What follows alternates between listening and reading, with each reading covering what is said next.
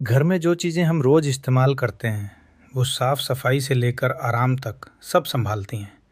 लेकिन क्या आपने कभी सोचा कि वही चीज़ें आपके दिमाग की एक खास कोशिका को चुपके से नुकसान पहुंचा रही हों? सुनने में थोड़ा अजीब लगता है, लेकिन हाल की रिसर्च यही बता रही है। हम बात कर रहे हैं उन दो तरह के केमिकल्स की जो हमारे घरों में हर जगह फैले हुए हैं।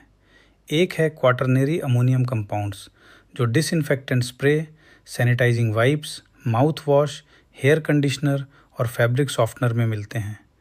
दूसरा है ऑर्गेनोफॉस्फेट फ्लेम रिटार्डेंट्स, जो फर्नीचर, इलेक्ट्रॉनिक्स और कपड़ों में आग से बचाव के लिए डाले जाते हैं। ये दोनों ही ब्रेन की एक स्पेशल सेल ओलिगोडेंड्रोसाइट्स को टारगेट करते हैं। ये सेल्स माइलिन बनाती हैं, जो नर्व्स के चारों ओर इंसुलेशन का काम करती है। बिना इसके सिग्नल्स धीमे हो जाते हैं, जैसे पुरानी वायरिंग में शॉर्ट सर्किट। अब आप सोच रहे होंगे कि इतना डरावना क्यों? क्योंकि ये ओलिगोडेंड्रोसाइट्स अगर ख़राब हुई तो मल्टीपल स्क्लेरोसिस जैसी बीमारियां या न्यूरोलॉजिकल प्रॉब्लम्स का रिस्क बढ़ सकता है। ये सुनने में सिंपल लगता है, लेकिन असल खेल यहाँ है। ये केमिकल्स दूसरी ब्रेन सेल्स को ज़्यादा नहीं छूते, सिर्फ इन्हें ही चुन चुन कर निशाना बनाते हैं।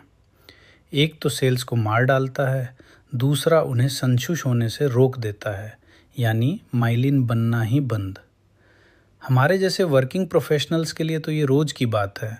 सुबह उठते ही सैनिटाइज़र से हाथ साफ करना, घर में फर्नीचर पर बैठना जहाँ फ्लेम रिटार्डेंट्स हैं, बच्चे अगर हैं तो उनके खिलौनों या कपड़ों से भी एक्सपोजर। कोविड के बाद तो ये सैनिटाइजिंग प्रोडक्ट्स का यूज़ दोगुना हो गया और ब्लड लेवल्स भी बढ़ गए। बच्चे सबसे ज़्यादा रिस्क में हैं, क्योंकि उनका ब्रेन डेवलपमेंट लंबा चलता है, इन्फेंसी से अडल्टहुड तक। यहाँ थोड़ा दिमाग लगाने की ज़रूरत है।